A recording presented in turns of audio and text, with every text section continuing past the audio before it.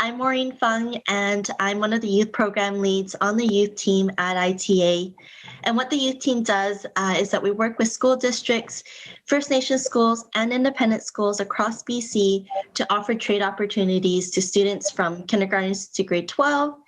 And what I really enjoy about being part of the youth team is that we do get to offer these opportunities to the students and get them to see a different career path that they might not normally see as a potential future career for them.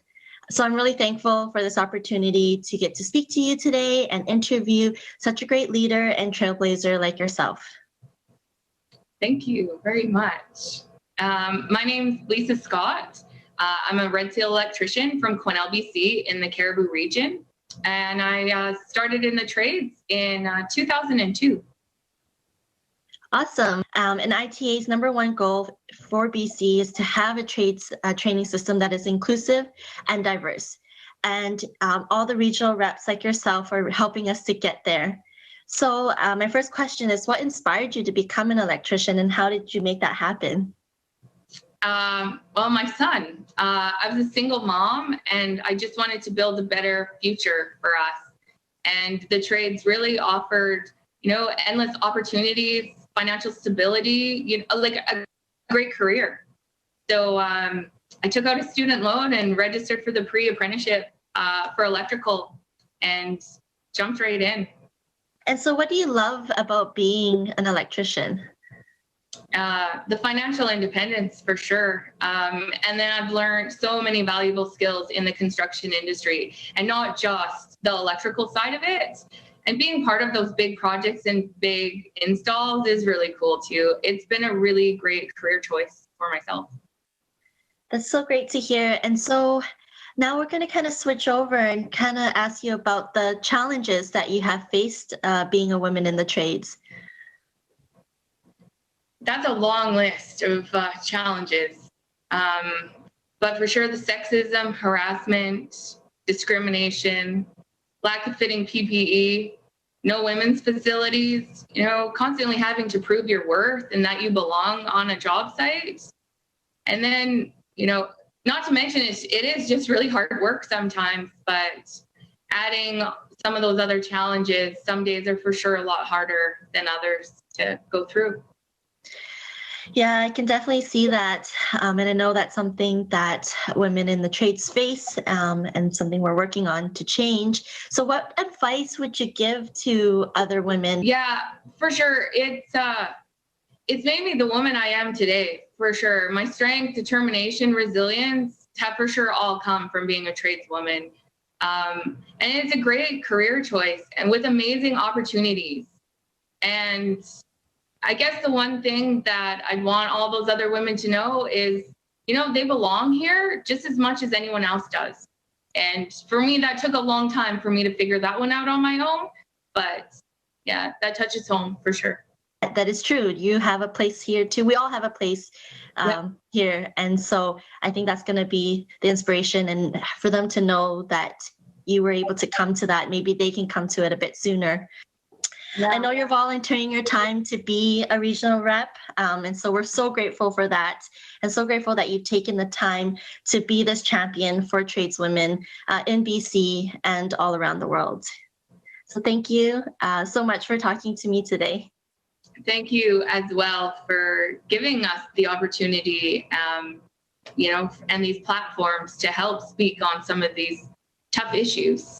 So I appreciate all of your guys' work that you guys do and everything you're doing for tradeswomen to help, eliminate some of these barriers and, make these things known and get some more women in the trades will be fantastic.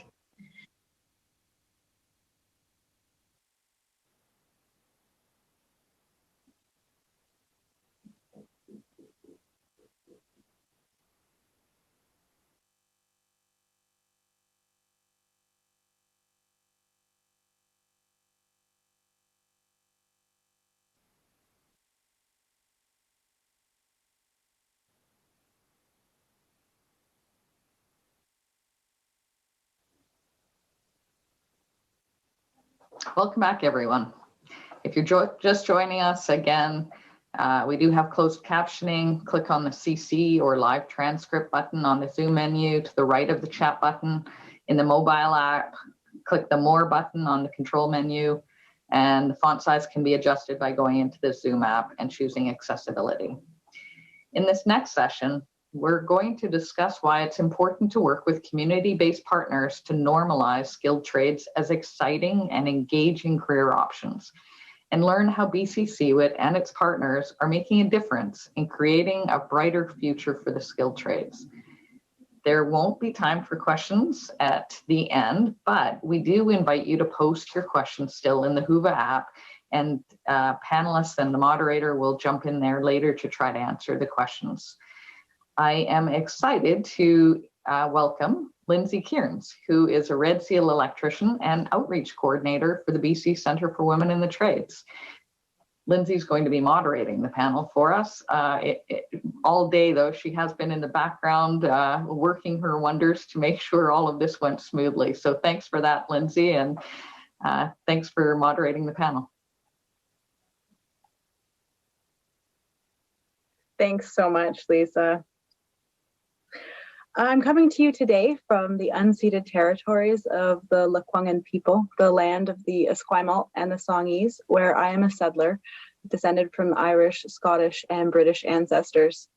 As Lisa said, my name is Lindsay Kearns. My pronouns are she, her, and I am a Red Seal electrician, a mother, a proud queer person, and also the outreach coordinator for the BC Centre for Women in the Trades.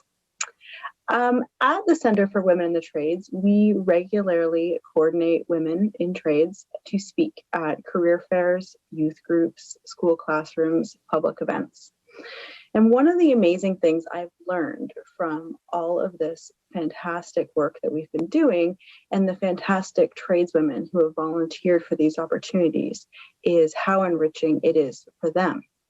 After sharing their stories and answering questions about their careers and their trades, they tell me how the experience has made them feel proud and inspired and made them reflect with appreciation on the expertise that they have as skilled tradespeople. So I know how gratifying it is to share knowledge as a community mentor, but what are the wider impacts of this important work? And how can it affect common perceptions about who trades careers are for? To answer this question and others, I am pleased to introduce our panel of experts. We have Diamond Isinger, who is the Provincial Commissioner of the Girl Guides of Canada, Kelly Betts, who's a board member of Skills Canada BC, as well as a Red Seal welder, and Jordan Perrault, who's the Director of Strategic Initiatives at the Construction Foundation of BC. Thank you so much all for being here. To start with, Diamond will be presenting on the research that the Girl Guides have been part of, looking at the pathways to STEM careers and skills for young women and how this relates to girls' preparedness for the future of work. Over to you, Diamond.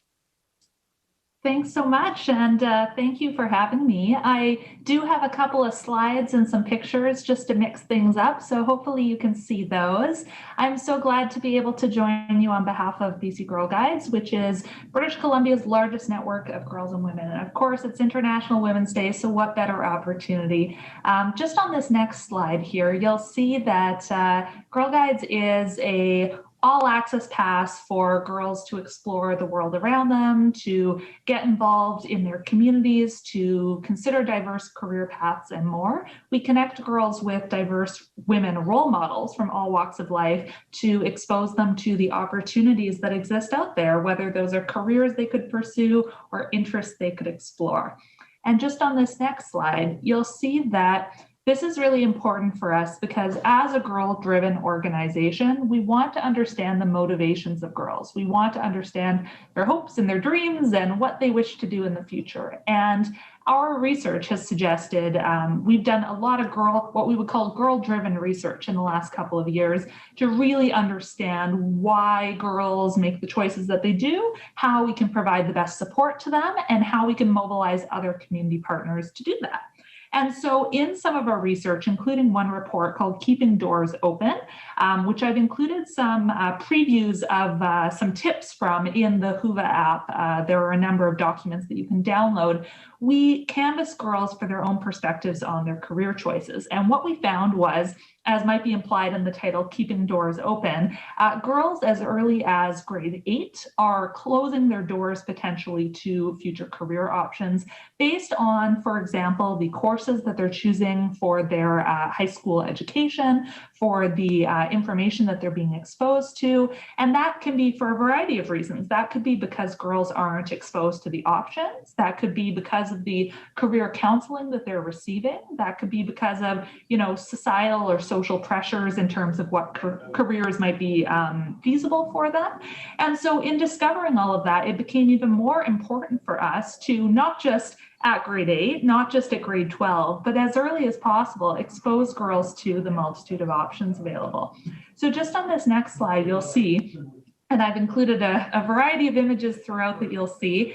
I would say, biggest pieces that we're focused on right now, certainly in BC, but also across Canada, are how we can keep those doors open. So how can we encourage girls to consider the options available to them, to take the courses? I know in the preparation for this conference, I had some discussions with the team at the Centre for Women in the Trades, and we were talking about even the fact that to take a trades program, a lot of girls may not realize that they would need certain required courses in order to even be eligible without having to go through upgrading programs just to meet those basic requirements. And whether that's taking that more advanced math course, whether that's taking a science elective, all of those things are incredibly important for girls so that they don't reach grade 12 or later in life and realize that they don't have the prerequisites to be able to take on those challenges.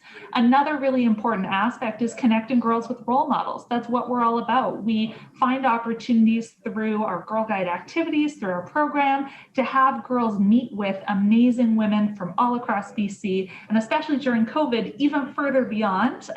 The one benefit of this pandemic, if I can call it that, is that we have been able to connect without boundaries with people, with women from all around the world, which has been fantastic. And of course, we want girls to sample hands-on activities. And on this next slide, you'll see, and I included some fun pictures from some example activities. We've had the opportunity to specifically empower girls to explore the trades. We have worked together with the team here. We've worked together with a number of other organizations to let girls sample trades activities themselves.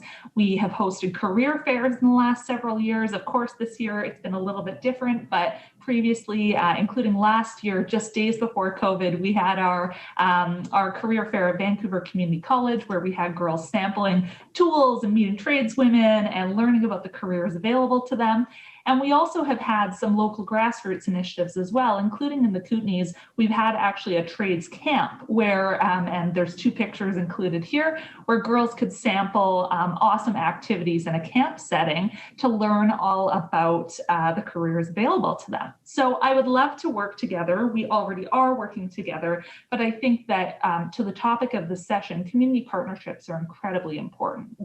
We already have, as Girl Guides, a really well-established network of girls and women all across BC. We often hear from organizations that want to connect with girls. Well, we have those girls to connect with, and we would love to collaborate. And I'm really excited to, in the next few presentations, to hear from the other organizations. So thanks very much. Absolutely fantastic.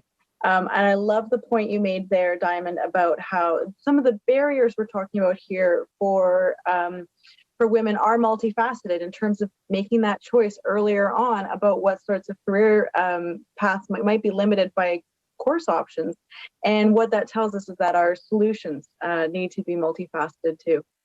Now we're going to hear from Kelly Beth about her work in experiential learning and the promotion of pathways to trades for girls, as well as her experiences with successful collaborations between school districts, trades training institutions, and industry.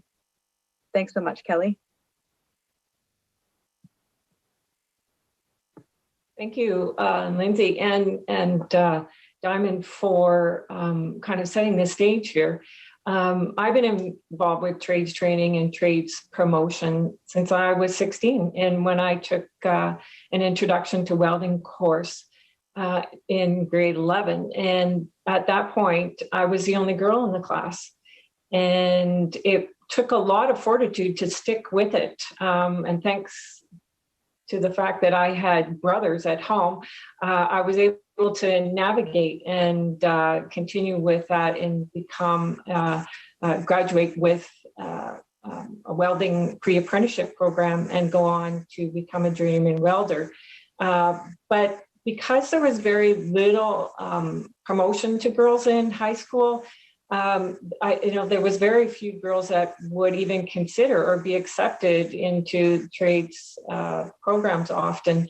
So I was always the only woman out on the job site, and I spent 10 years working in industry and was luckily had the opportunity, because I had some great employers and opportunities, that they encouraged me to go into schools and to talk about my experiences with other young girls and to encourage them to consider trades. So I come at this with my own personal experience and my own passion about how to do this. I was always the only woman on the work site, and so I understand the obstacles and challenges. And I see that they continue today, but I'm so pleased to see that there's a lot more women working in industry work sites. When I left the industry, there was more women that were making those choices, and often because of a financial need.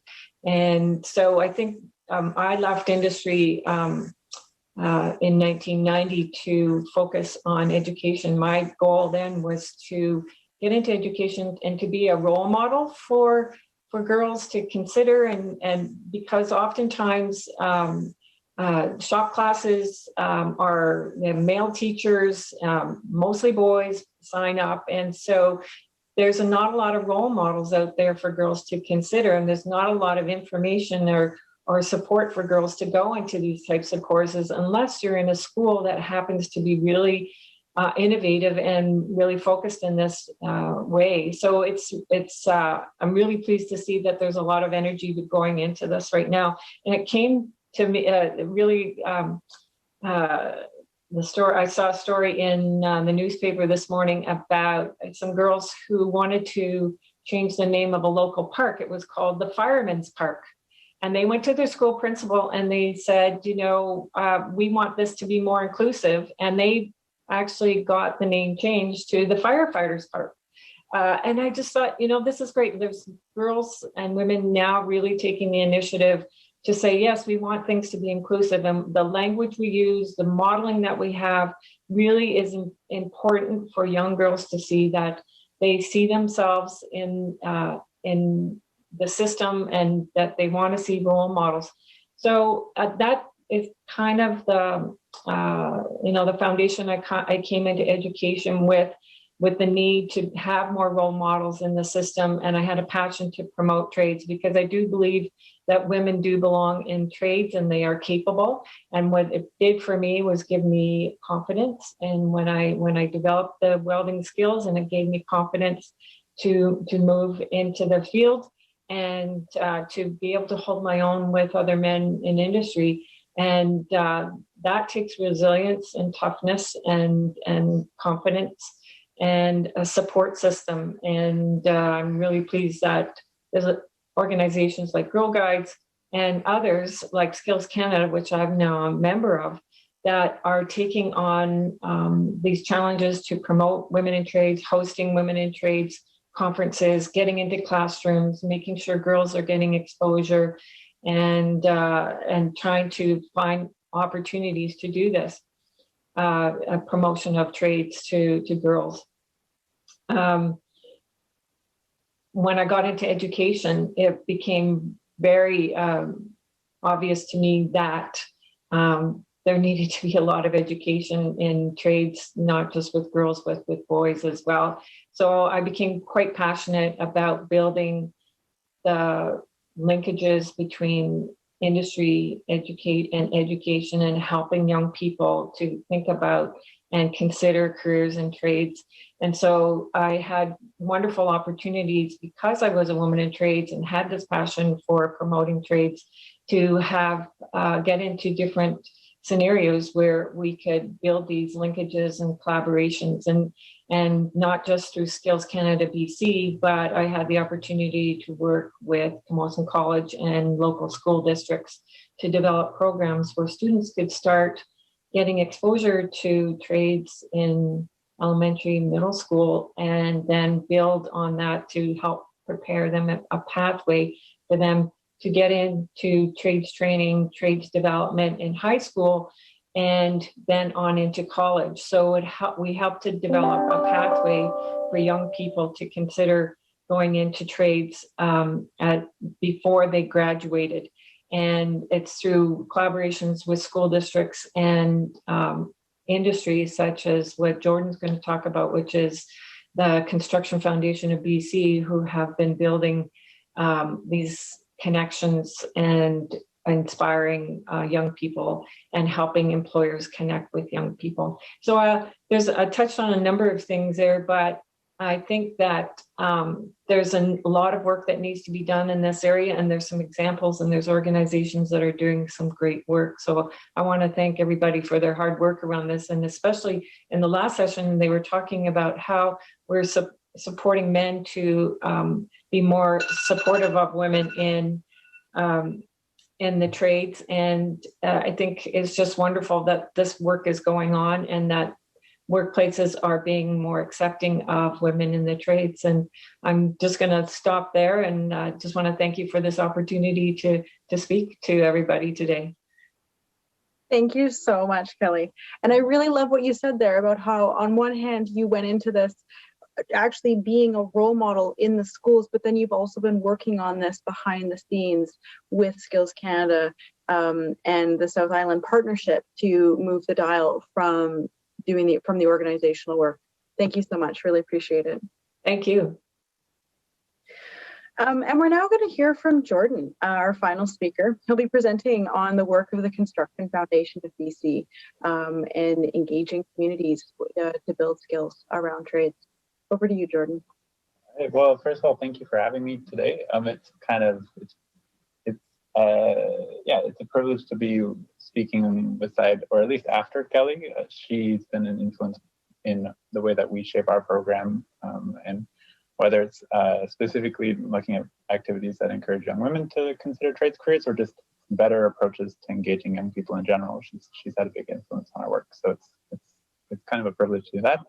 And thank you for having me speak. I'm going to attempt to, as much as I can, speak from my generalized experience and what we do as an organization. And my boss, Abigail Fulton's in the background yelling at me every time I speak out of turn in terms of my own male privilege and making assumptions that aren't true. So I think one of the things I really want to talk about today in terms of our programming is what do we do generally as a community to support more people to consider themselves being in industry, individuals who wouldn't necessarily think of themselves there.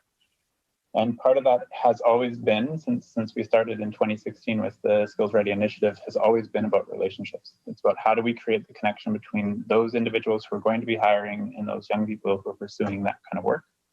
And that's expanded across a big range of ages. And one of the things that we found very early on was that those connections, that ability to relate to somebody and relate to the work, was far more significant in terms of impacting a person's career decisions than things that weren't experiential. So being able to take a young person, put them on a job site, or being able to take an employer and putting them in a classroom enabled us to create a kind of connection that let people meet each other for who they were. And I think that's a really fundamental part of what we do is allowing young people to be seen for who they are and allowing employers to see them.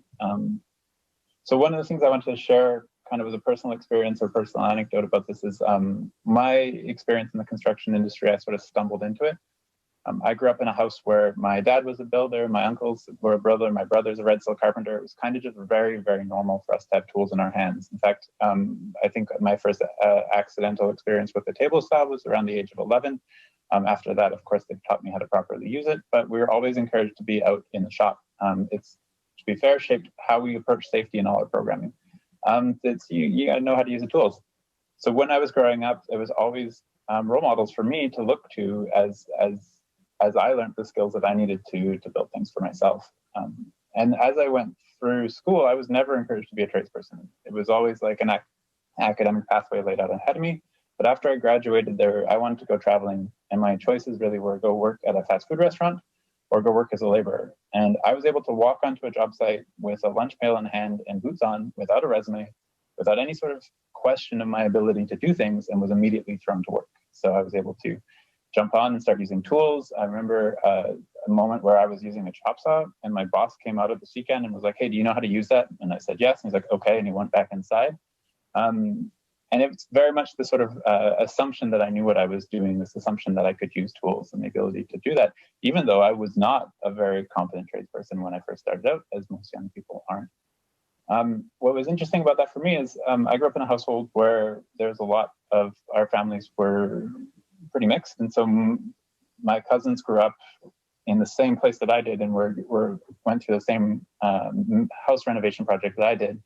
But when we did stuff, my mom did the painting and she did the finishing work. She did the detail work, and my cousins helped her. And I worked with my dad on, installing floors and scraping out those old asbestos tiles and all those wonderful things.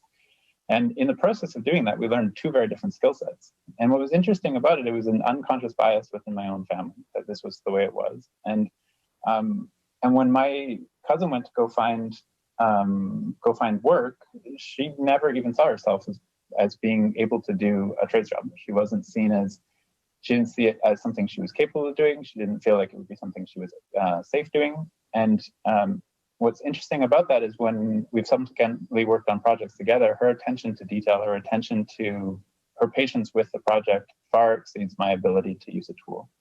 And what I think is really important, and this is something we embody as an organization, is how do we make sure that young people, no matter who they are seen for the competencies that they have and are given the space to really explore those, because those soft skills that an employer is truly looking for are often hidden behind whatever else they're seeing in a young person. So when we talk about normalizing the trades as an organization, there's a couple ways that we do that. Our sort of long-term strategy has always been, we want it just to be incredibly normal that every young person, by the time they graduate or go out in the community, just know how to use tools, and that they're able to do things regardless of their background. If they're born and live in an apartment building, we still want them to be able to change the oil in their car. It's really about creating a space where tool use is normal, and that those choices that are more lucrative for the young person who wants to go traveling or wants to get in a career are accessible. It's just feasible for them to do that. The other part of that is that we want people to see themselves in this industry, because once they see themselves and are able to connect with the people who can create the space for them to be themselves on site, we know that that's how we start to change and influence the direction that this industry goes in, that this entire workforce goes in. Now, that's a lofty goal. It's going to take some time. In the immediate, the way that we do that is by bringing people together so that young people, and we also work really closely with First Nations schools and First Nations communities, are able to see themselves in those jobs. That they are not only able to see that it's an option and a possibility, but to be seen for who they are and celebrated for who they are already. And we often use this tagline in the Skills Ready initiative that you're more ready than you think. We want people to see that this is something that they can do, and here are the people who they can relate to. So we do that in a bunch of different ways, but what I think is really, really critical about that, and someone asked me the other day how industry can contribute to it, is that we want individuals to start to see the people for who they are and to engage with them as that, as opposed to looking for something very specific that they think they need. Because oftentimes those soft skills, who somebody is, the competencies that they bring, whether it's an ability to paint a wall or use a table saw, they're going to be able to learn if you engage them and you engage them for who they are. One of the other quick things I want to share is that what we see in the programming that we do is that transition onto site is so incredibly impactful for somebody to feel safe to be who they are. When we see young people going into trades careers and we see them fight for space on site just to be seen, and then we often see that challenge that they have of sticking with the trade. That retention becomes incredibly difficult. When we see them transition to a place where either their supervisor is someone who recognizes them or they feel that their supervisor is like them, there's a freedom to be themselves. And so when we talk about retention issues, and I know this has been brought up today on several occasions, that's so critical. yeah, so I really appreciate the chance to share a little bit what we do, and talk about myself, because I always like to do that. And I really do appreciate the work that BCCWITT has done and the space that they're creating there. Fantastic, Jordan. Thank you so much. It is BCCWITT's partnerships with the initiatives like the ones you all shared with us today that are really making a difference in creating a brighter future for the skilled trades for everyone. And I'm really excited about everything you've shared today, and also all the work we'll be continuing to do together. So for more information about all these different initiatives, you can check out the websites of the different projects that have been mentioned here today. So that's Girl Guides of Canada, the South Island Partnership, Skills Ready BC, and the Construction Foundation of BC, and of course the website of the Centre for Women in the Trades. We share a lot about our partnerships on our social media. Thanks so much. Really appreciate you all coming in today.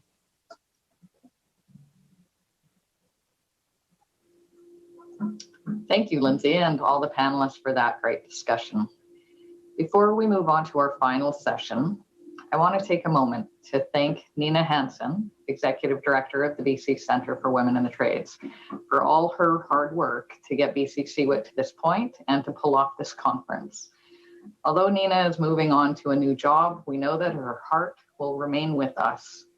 I also want to commend the BC Tradeswomen Society and Build Together, because volunteers from those two committees actually form the backbone of BCCWITT, an organization that understands the adage, if it's not with us, it's not for us. Our final session, Insight from the Insides, Trades Training Talk, is brought to you by the Trades Training Institutes.